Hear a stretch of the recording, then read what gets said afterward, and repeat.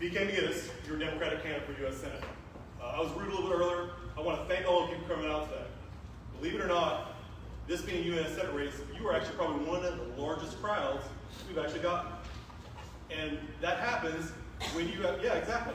That's what happens when you have a North Carolina Democratic Party who chooses their candidate, clears the field, and then she just coasts for the rest of the thing. There's been 3 Republican debates.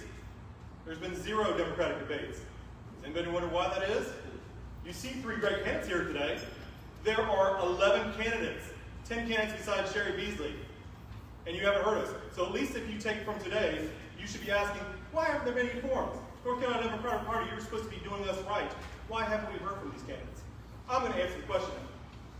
Top priority, the reason why I got in this race is voting rights legislation. We're going to talk about a lot of great issues today, and everybody needs to be in their personal, and everybody wants to address them.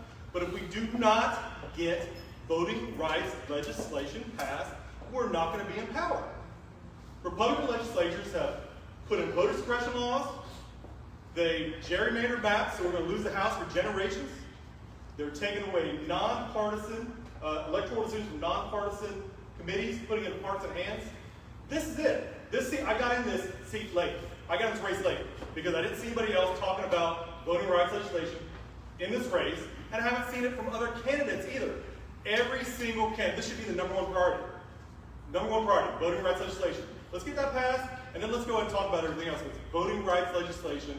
I'm the candidate. I've got the experience, the dedication, and I assume you have understood that I have the demeanor to fight for voting rights legislation, and I'm going to do that. And if that means grabbing Smokey Joe Manchin by the scruff of his neck and dragging him down to the Congress floor to vote on it, I'm going to do that. It's time.